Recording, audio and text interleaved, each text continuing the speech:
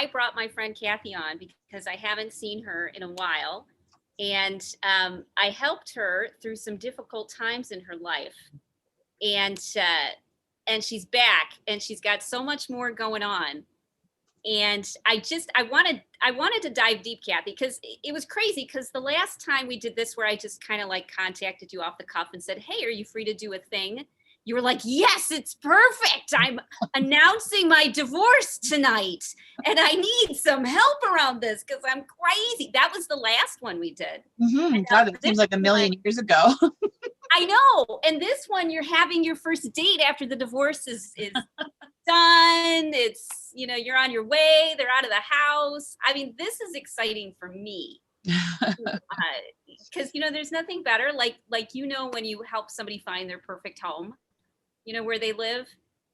When I help a really cool woman that I like, and I really like you, stop suffering, needlessly, and get to a really great place in their life. It really is. It's so exciting for me. So could you, tell people whatever you want to tell them about anything at all? Well, I've been divorced for actually 1 month. What's the date today? The 20th, a month and 4 days. Yay! And, it felt like, it was a little nerve wracking. And then, to actually have that final day come, was a little anticlimactic because I felt like I did so much work ahead of it that when it finally came, I was so ready, like, all right, let's get this show on the road and move on. Right. And that's the way it's supposed to be, because I know when I think of things that I have to do, and this was even before this call, I off the cuff, I said, hey, I'm going to contact Kathy, see if she's free to do a live stream today.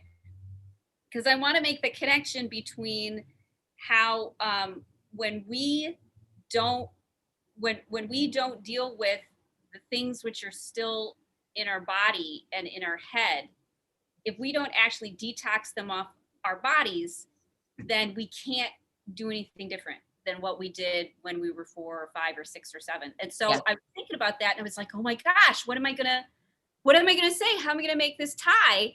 And I started to get anxious. And my rule of thumb is whenever I get excited or anxious or worried, or I have a negative thought come into my head, I stop and I do something to get myself back into level. So I'm listening to my brainwave entrainment music and I'm, being mellow and I'm doing all these tricksy little nervous system things and I'm spinning around and walking over timelines. Yeah. And as I kept going through this, I realized that I was anxious because I was afraid that if I really finally start talking to the women about the things that matter to them, that my life is going to change. And over the course of like 3 to 5 minutes of calming myself down about writing the copy to have a nice little live stream with you today, I realized I was still in that tension of when I came home when I was an adolescent after I had been abused. Wow. And I couldn't tell anybody because I'd walked out of the situation. I had stood up for myself in panic and I walked out of the situation without anything happening, but I sure was scared. And then I had to pretend like nothing was happening. Yeah. When I got picked up, when I came home, going through the night, how do you eat dinner? Your stomach's all knotted up. How do you pretend to your parents and your sister that everything's fine when you're, almost doubled over from holding it all in? And who knew that the idea of writing the copy for a fun little live stream with a really good friend of mine that I love, who loves me, who knew that was associated to that memory? That's amazing. I mean, just being aware of that, you can do something about it. But the problem is when you weren't aware of it. Like I just told you just before we got on this call, I had to make a call to a bank and I'm having problems getting some accounts split up, which should have been done a long time ago. It should have been so easy. And I got so frustrated with this person. Now, number one, I wouldn't have expressed myself that way in the past. I would have been like, okay, can you figure it out and call me back? Instead, I, in a very tactical way, let him have it and said, I'm not dealing with this. This is going to get fixed now. And then I let my anger and frustration come out, which normally would be stuff down. And then I'd get a headache. And I didn't like the feeling of it coming out, but it's better than stuffing it down. And so And letting it come out. Got better results, didn't it? Yes. And then talking to you right now, I said I knew consciously, because of what you've taught me, I had to clear it off my body right now, as I had to get it out, let it go, and just, it is what it is. I have to deal with it and fix it, but I'm purging it, and it's not going to stay with me all day. Like, I have a fantastic day today. I'm going on my date. I'm not bringing this with me. Are you ready to haven together? So I can let go of, and I spent like 5 minutes waiting, but it was 5 minutes compared to 48 years, right. 5 minutes, but right. Waiting for the tension to release and release and release, and my body to let go of it, and for my body to relax.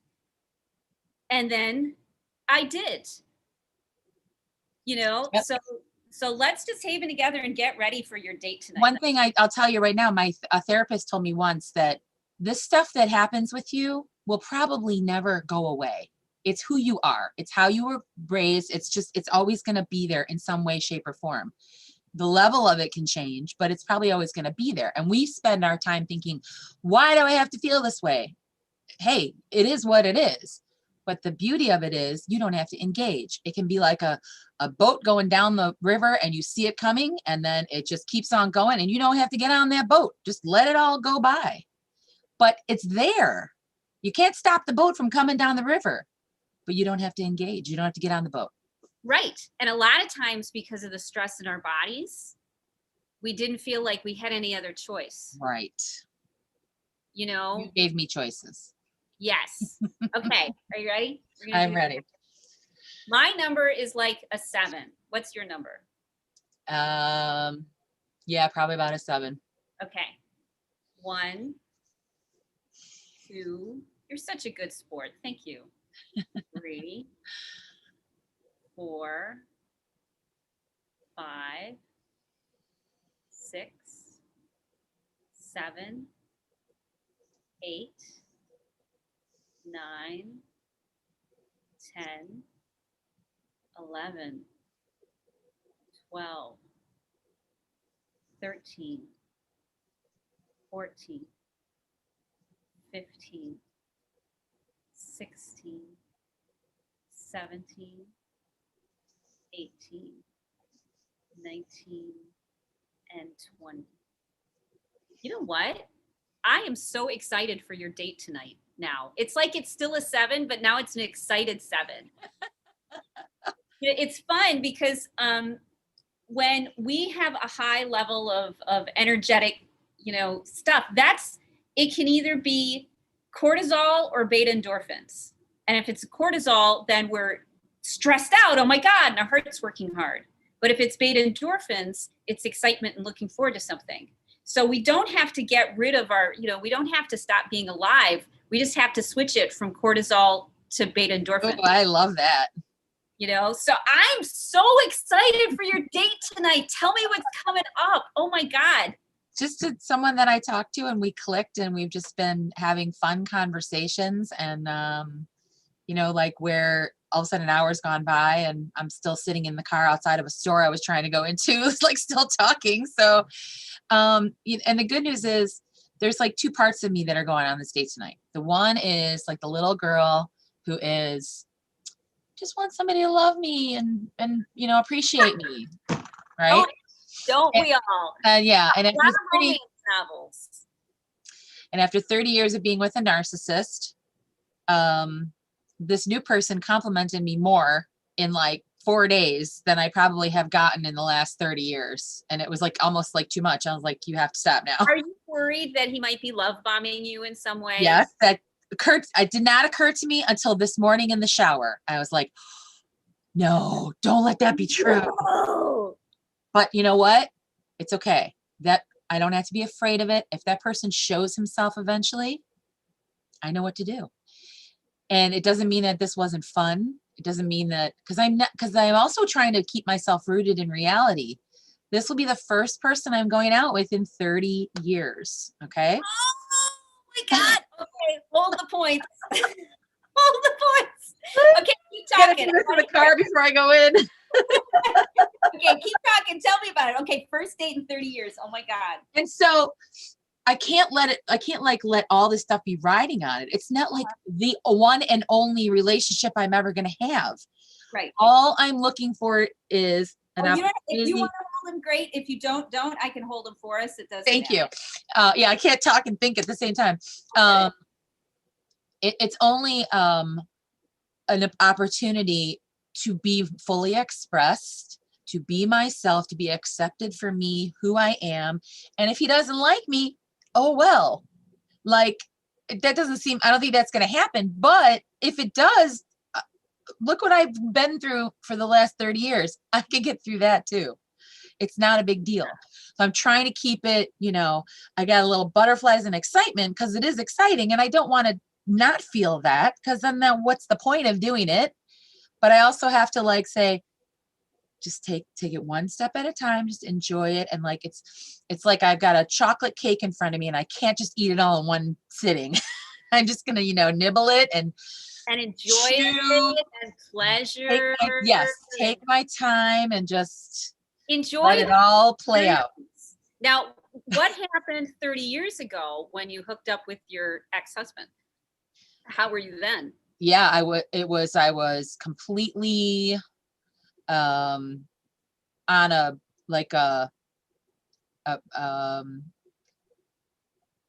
automatic pilot, just because of me being codependent and him being the narcissist. It was and then no matter what he did, I stayed with him.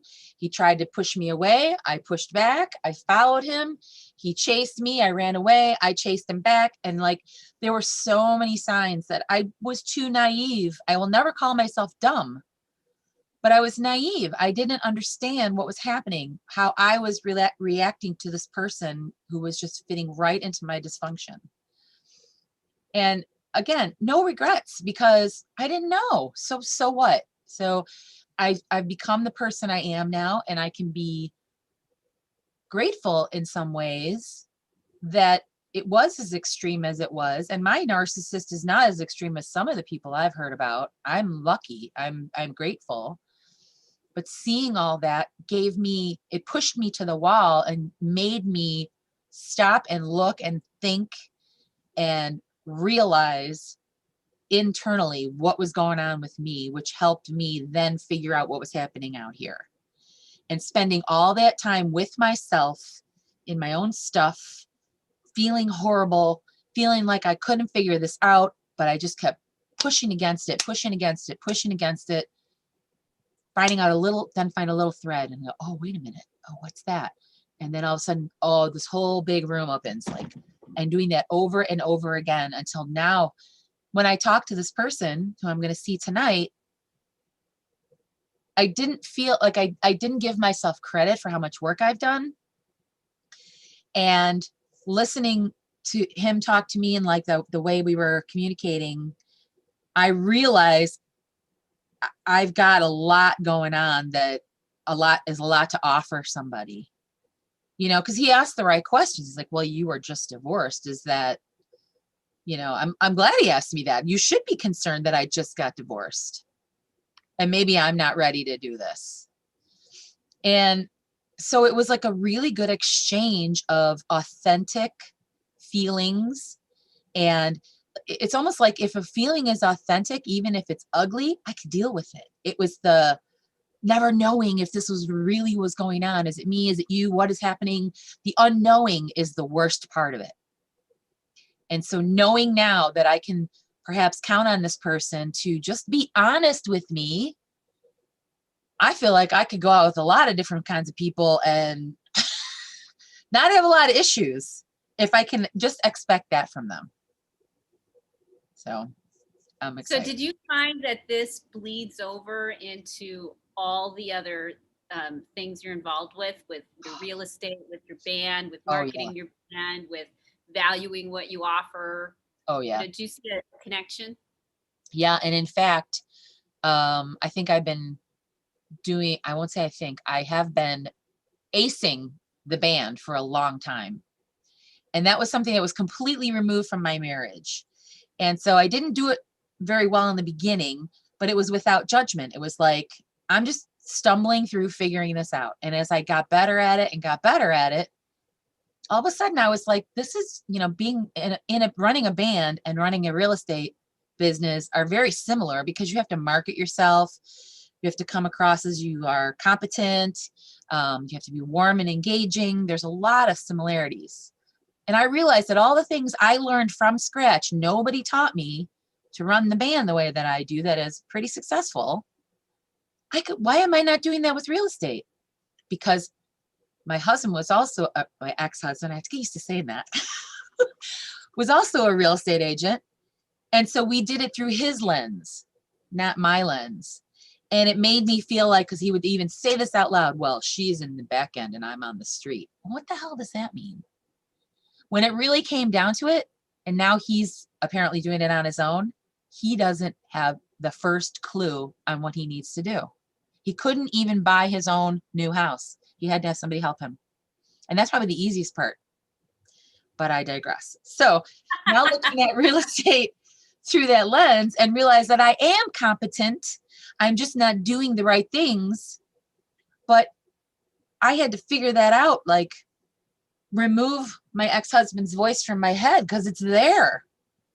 Because it globs onto your own self-doubt and like says, who do you think you are that you could be making $500,000 a year? You can't do that without me. Oh, yes, I can. But I couldn't, at first I couldn't, because I've actually been trying for a year. And I even took a job as an assistant to somebody because I didn't think I knew everything I needed to know. And then I watched him. I'm like, that's all you do? I could do that. In fact, I could do that 10 times better. But I allowed myself the grace and the time. And I also was lucky enough that money was not an issue, that I could take the time to process all this stuff and make sense of it and then apply what I learned going forward. So now I'm like, wow, this is going to be an awesome year for so many reasons. The band gets to go back out. Real estate, I'm going to kick some ass. And I know I am really good at it. But my own self view was what was distorted. And if you don't know you're good at something, how in the world can you sell it to anybody? They know. In sincerity, they know. If I'm trying to sell you something that I don't believe in, which in this case was me, why would you buy it? So now when I present myself in that way, without being cocky, I just know my own worth, you completely come across in a different way.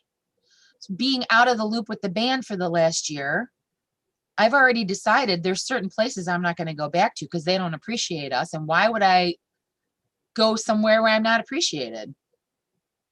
And you teach people how to treat you. So if I keep going back to these places that treat me bad, why would they stop? I'm hoping they're going to say, I'm going to walk in there and be like, oh my God, you were so good. We're going to double your pay and we're going to have you back every weekend. It doesn't work that way. That person's not going to change. But if I think of myself as competent and ready and able, and the other thing I learned is you also have a financial thermostat in your mind. Whatever that number is that you think you're worth, that's exactly how much money you're going to make. You have to change your thinking about what you're worth to raise that thermostat. Otherwise, you have a number, that's what it's just going to happen. That's the jobs you're going to find. That's what you're going to put up with.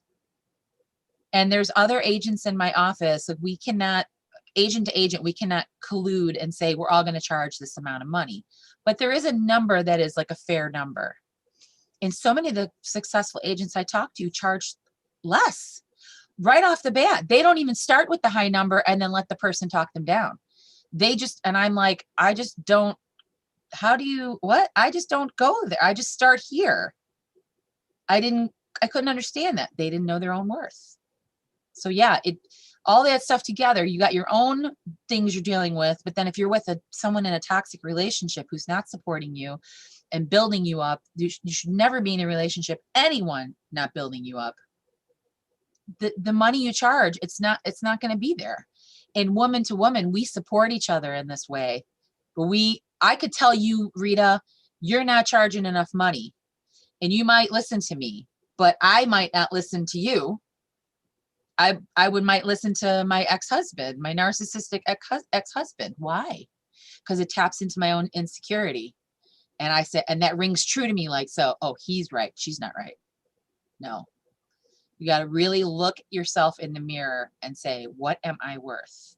That's where it starts. Not that this person wouldn't pay what you think you're worth. You're getting what you think you're worth. So where did all of this wisdom come from, which you had all along?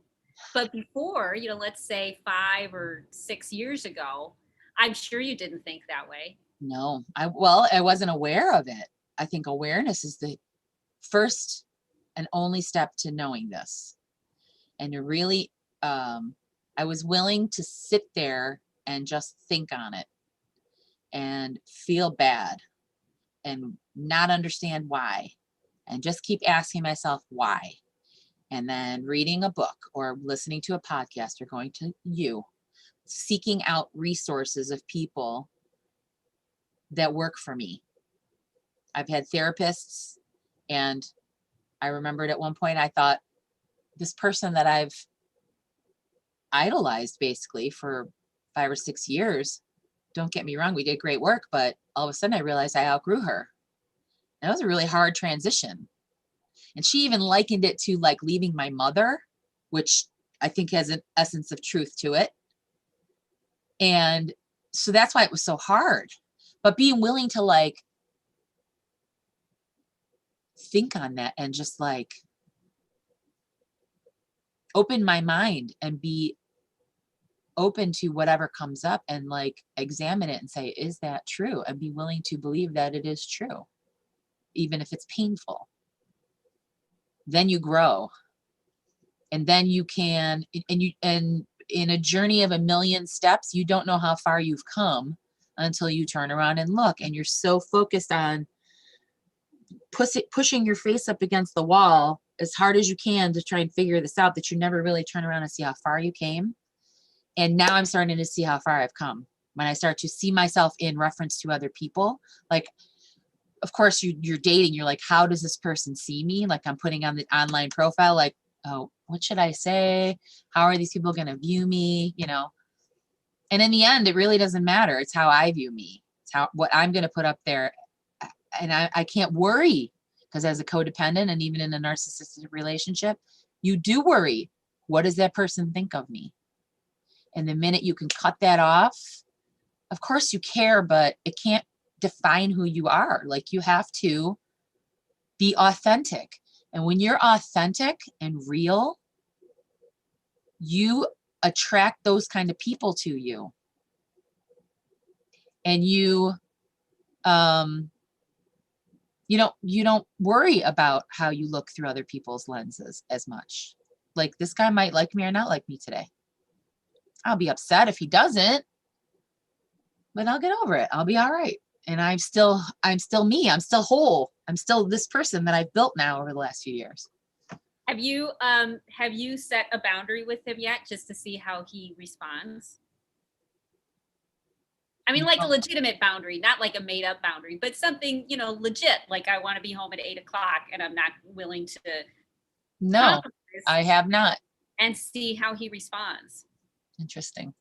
Because if you're the sooner you find out how he responds to adversity or to being told no, or you expressing what you want and holding firm to it, not changing your mind.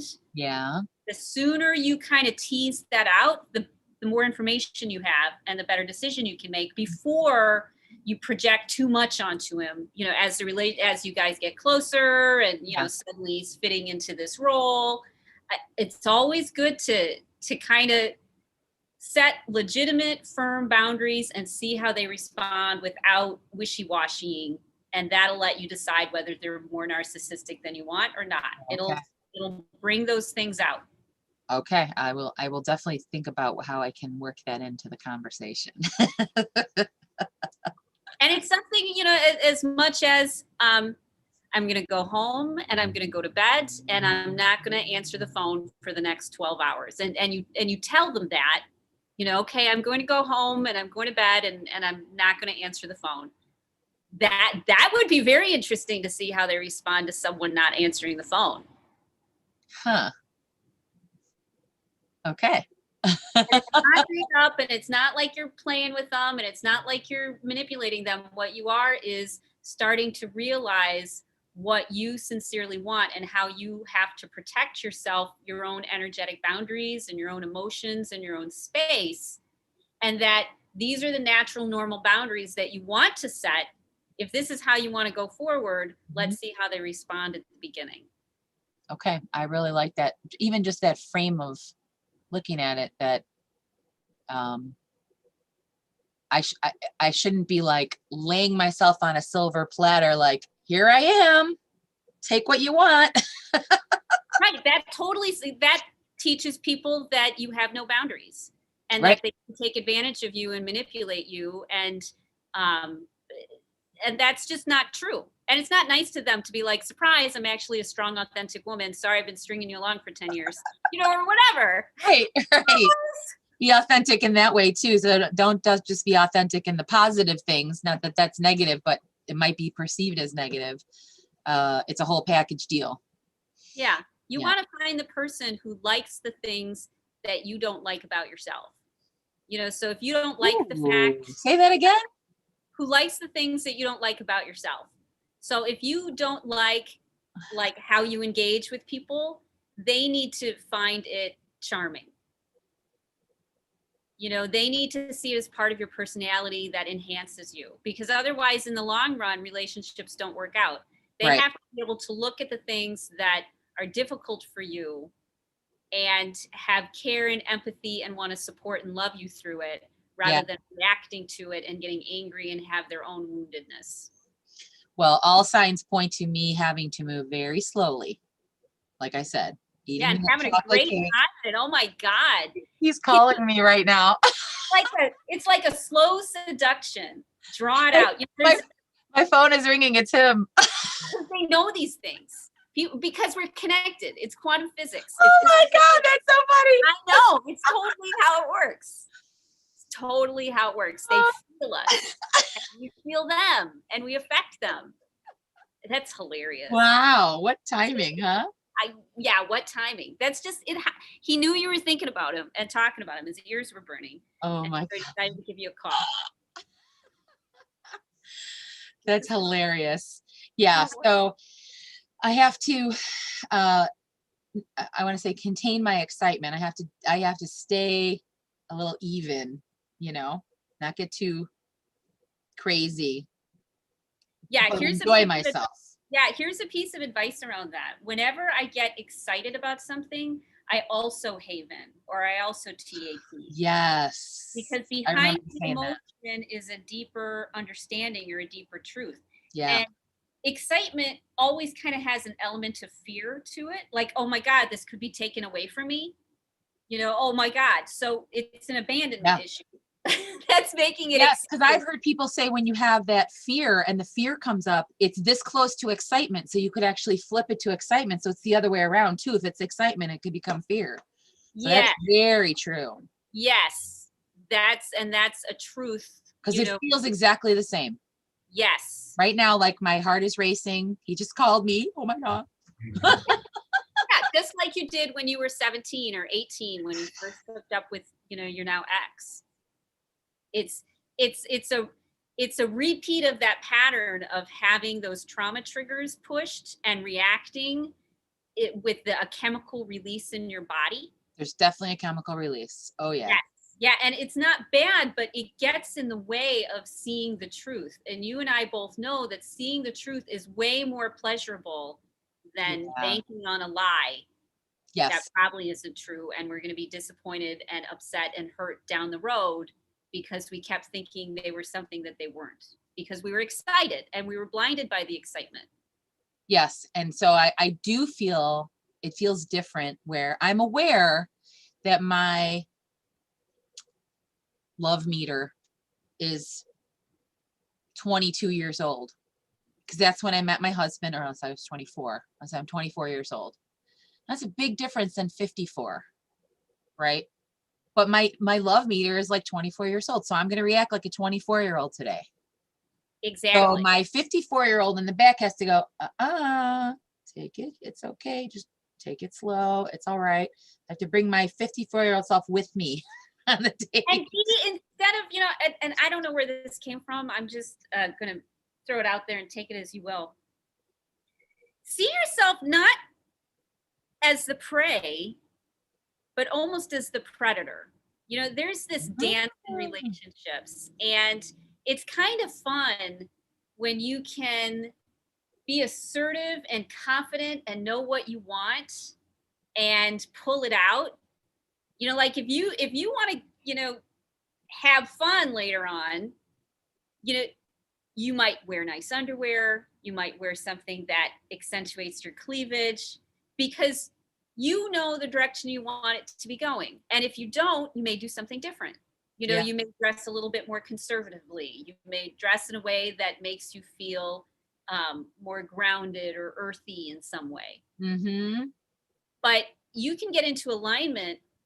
It's good to get into alignment with what you really want out of the date or the relationship, and then encourage it to happen. If you just leave it up to the universe, then it's potluck. It That's really really good to think is. about. That's, oh, yeah, that's good. Then it's all your issues coming up and projecting them and throwing them and this Yeah, I and won't that. be thinking clearly in the moment. Yeah, that's really good. Yeah. So you don't want to walk in with "take me" unless that's part of what you wanted, to be Right, like, "Take me, and it's on my terms." right. Not "take It's me still, and I'm because still I'm driving the so bus. worried and scared and angry that you won't want me anymore and this will make you happy." Yes. Ooh, Whole different ballgame. and I have never considered myself like a player, the predator. But in a fun, respectful, exciting, romantic way, Yeah, that's exactly. But I always came from the other extreme, like, I hope somebody likes me. Right. And then your light, let's say, attracts all of these moths, Yes. and some of them are crap and some of them are good, and we're just so happy that somebody likes us that we don't weed out the crap. We just go, oh, I think Lou Reed said this, and he said, the first person that is willing to kind of accept you and bring you into a group, is the one that you kind of, let's say, you fall in love with or you get attached to. The problem is usually the first ones that do that aren't really good for us. Like, Mm. it's a street game. Only the street game will But he's accept the you. predator. He's out the recruiter. Yes, exactly. And then He's what are the his motivations? Yes. And so we Good. have to look at it as in, we can't take the first person who comes to be our friend. We can't take the first things that come. We have to know what we want and Yeah. look for it so we can let go of the things that don't work for us and move towards the things that do. And Yeah. so I like the word predator just because it's fun, but I know it's got all sorts of crazy connotations. Right. But I think of it as in, wow, I've got a really great dress, and and Watch my out. kids look Yeah. wonderful, Yeah. and I'm not out to hurt anybody or manipulate anybody. I'm just out to feel as confident and sexy as I can be. You're just And owning your own power. too. Yeah, and it Yeah. works in business too, because that's what Yeah. people get attracted to. Oh yeah. Yeah. I mean, there's some real estate deals that I'll do that um I'm not more or less competent in either one, but sometimes they just don't go very well, or it's always a personality issue if you don't quite get the people you're talking to. It's not always doesn't always work, but there's some other deals where I get the people and they get me, and they could not rave about me more. So I'm the same person in both transactions. But This one's the right client and the other one isn't. right, Or what's the right client right now and the other one isn't right now, but maybe they will be in 6 months. right, right. Yeah, it's all about awareness though. That's the key right there for all of this. It's just knowing yourself. Again, if you work on yourself and make yourself the best you can be, you will attract the person that's the best for you. And that's why we get all of that emotional baggage off of us, because it Yeah. just gets in the way. And Yeah. if people have big traumas, and trauma comes from anywhere. Big just means that there's a really big split in you. Yeah. And so people who come from, a bigger split, those emotions are strong. If you had something happen to you when you were young, 3, 4, 5, I mean, imagine how the tantrums that 2-year-olds cause. And if something happened to you when you were 2, that emotion, that depth of emotion is still trapped in you, waiting to be released. And every time something gets close to it and pushes that button, you're going to respond just like you did when you were 2, with the same level of drama. Wow. But we can't move forward if we keep behaving like we're 2 years old. We have to behave like the age we are, but it means that we have to get the stress chemicals off of our system, all that drama off of our nervous system and out of our brain, so that we can respond like an adult and not feel inside like we're 2 years old while trying to look like we're, in our 50s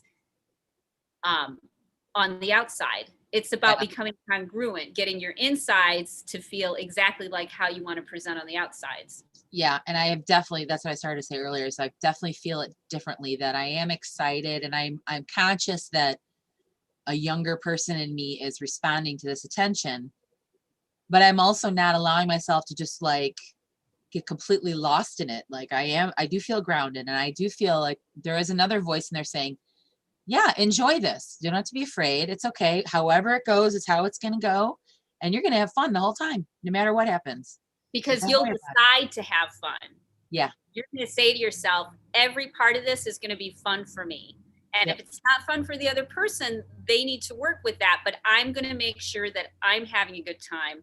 And usually if that happens, then it ripples out to the other people and they have a good time too. Right. Just like with the band, just like people working with me. Yep. When people think about me or they get around me, they automatically feel better because I give off different vibes. Yeah.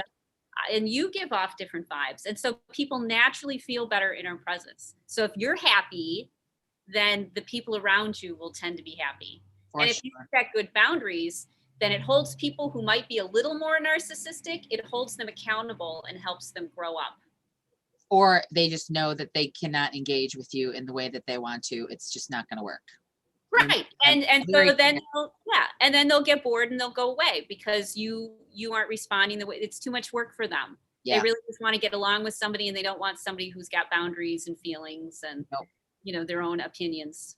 And when my ex-husband came over last week to pick some stuff up, it was kind of his final trip, ahead of it, he was really trying to push my buttons, like really pushing hard.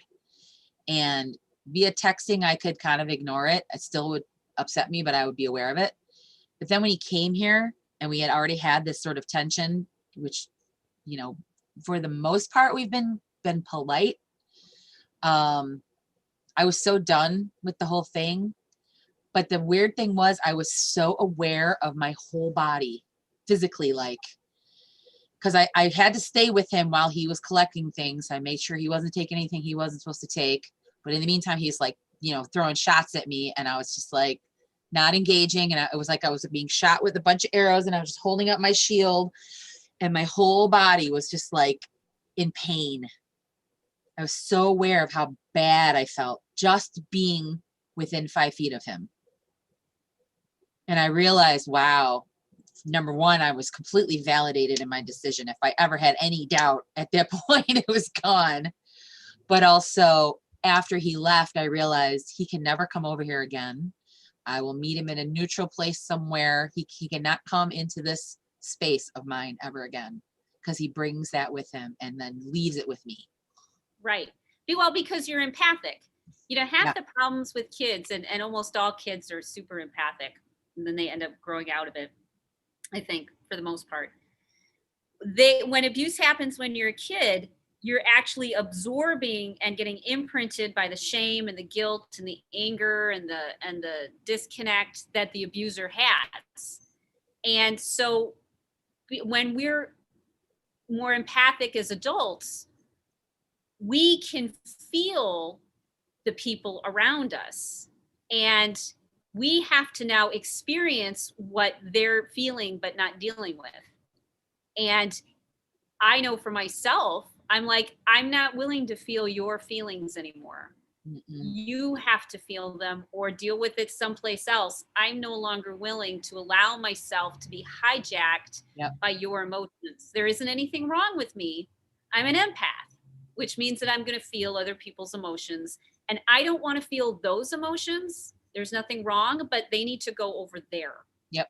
Because I'm choosing that this is who I want to be and how I want to live. And that's the value piece. That's how we charge what we're worth. Exactly. Exactly. Yeah. It all starts again with your awareness of your own self and your own, what you're willing to accept and not accept. Like what I know, want to know the outcome before I go on this date tonight. It's all the same thing.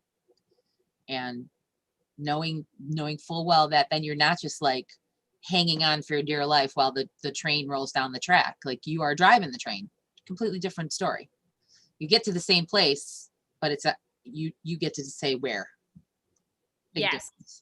difference. Big difference, because then life becomes fun instead of scary. Even when it's hard, Mm-hmm. it's still fun because you are just operating within your own authenticity and you have the tools you have. And if you know that this tool isn't good enough, I can get a different tool. But that's life. That's how it's supposed to be lived. There are supposed to be difficulties, but you don't have to have that added extra baggage on there. It's hard enough. Oh yeah, life is hard enough. We don't want to be carrying around stuff that we don't have to. No. And even if we forgot about it, our body still remembers. Right. You don't know it's there. Yep. Got to be aware of that. Find that stuff and cut those ties. Get that crap off of you. Right. And people don't realize that they don't have to keep telling themselves the same story over and over. Yeah. You can just sort of like notice it and then do something about it. Notice it and regulate. Notice it and haven. Notice it and give me a call, or magically have a coaching call with me. So I manifested this. You did manifest this. You absolutely did. You manifested it by being willing in the first place to respect and love yourself enough to not want to live the way that you were living. And because you made that decision for yourself, your life changed and you manifested the things that you needed and wanted when you needed and wanted them. I'm a boss. Yeah, you are the boss. You did it all. Absolutely. And for all of us, isn't it? And if we all recognize that, lives would be way better. Yeah. The whole world would be better. The whole world would be better when we realize that we have the right to take care of ourselves. Yeah. Yeah. And, just speaking to the national issues we're dealing with right now, I heard another person talk about, I was on he held a meditation circle. And one of the things that he said in the very beginning was that when you see people that have just these views that you feel like, how could they even believe some of those things? But then you realize that they think the exact same thing about you. So instead of us just becoming enemies, it's an opportunity for us to try to understand why they believe the things that they do. And that's how you bring it all together, instead of we're different and we're never going to see the same thing. And it gives me the opportunity to have some compassion. And when I look at those people in that lens, all I see is pain, their pain. And that's what they're operating out of. And that's really, when you meet people like that, that's really what people are operating out of. They have no idea. And some of them will never have the capacity, like an ex-husband who's a narcissist. to ever sit down and examine his own stuff. That's why they focus on everyone else. And so we don't have to be part of that at all. We can still exist together and understand and have compassion for them. Doesn't mean we have to participate or be sucked into whatever it is they got going on, but we can have compassion. Right. Just because somebody is hurting doesn't mean that there's anything wrong with them. No. You know, many times I believe we are all on a spiritual path. Just some of us are aware of it and some of us aren't. Mm-hmm. And so when I kind of recognize that this is all, everything that I do or engage in or that I suffer from, it's there to make me suffer enough until I stop doing what I'm doing.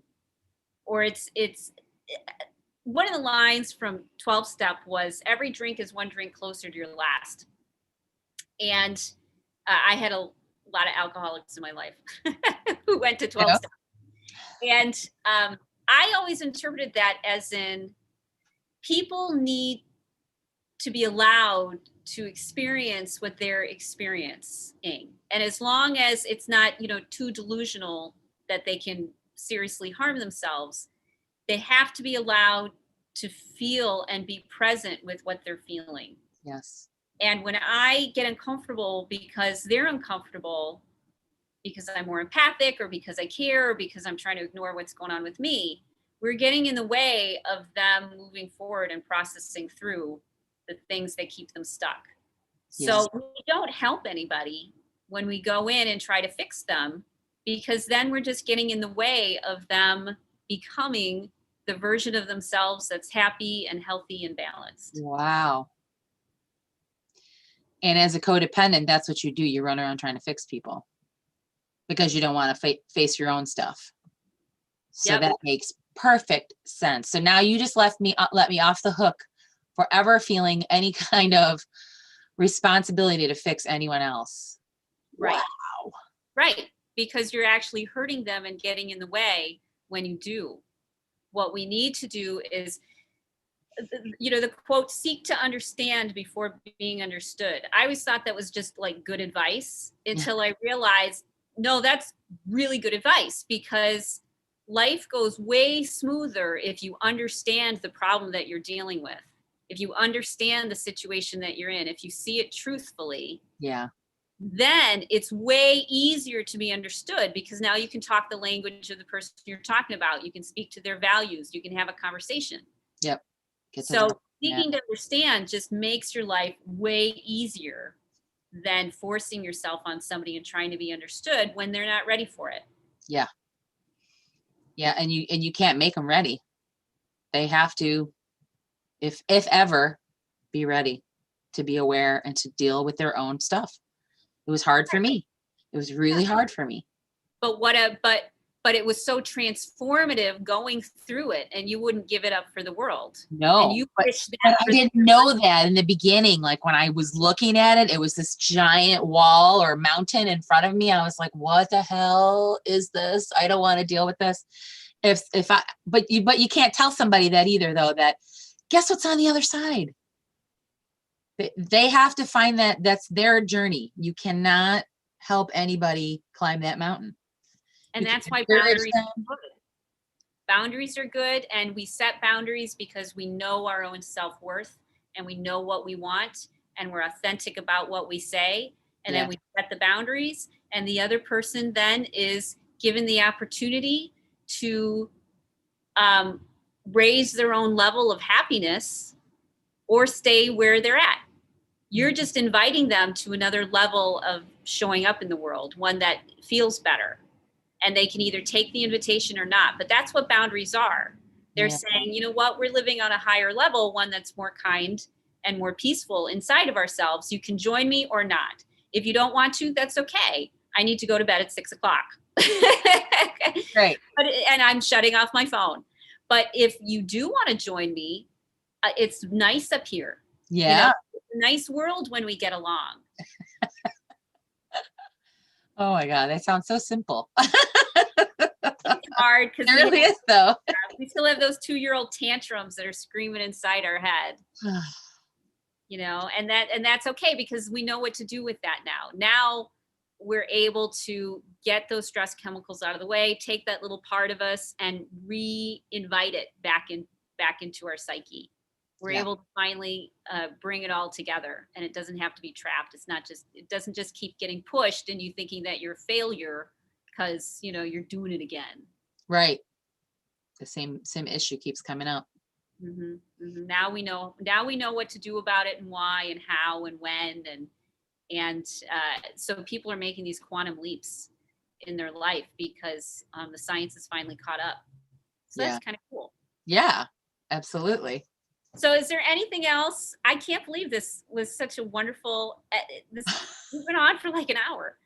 So Oh my gosh, right. I know. Is there anything you'd like to tell any woman who wants to be independent and love themselves and get that confidence to value themselves in all these different areas of their life?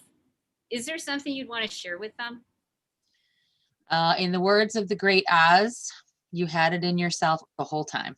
Love it. You really do. You have it in yourself. You have to blindly trust yourself that you know what to do. Yeah, you and do. Go on that journey. Do it even if you're afraid.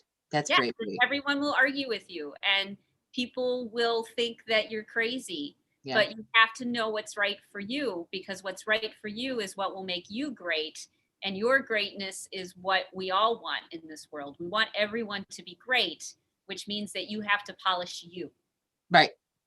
And when you first start out, you're going to feel unsure, but the more you do it, the more validated you will become, and the more you will know exactly what you need to know. But you just got to start by putting one foot in front of the other. That's beautiful advice. Thank you, Kathy. Thank you. Well, I'm excited for your date. Here's my suggestion. Make getting ready for it an experience. So put on the right music, have the right smell in the air, do things that really make you feel like the best version of yourself. So the date needs to start like 3 hours before it actually. Oh, I've already started. Good for you. Do everything that you can that makes you feel like you are the luscious, sensual, aroused, strong, creative human being that you are. Yes, I will do that. And I will. And then everybody, he'll rise to the occasion, because if he wants you, he's going to have to behave himself. That's right. That's right. I love it. So excited. Okay, cool. So I'm sure you'll tell me later how it turned out. I will. And I'll let you go continue getting ready. Thanks. Okay. Love you. I love you too. Bye. Bye.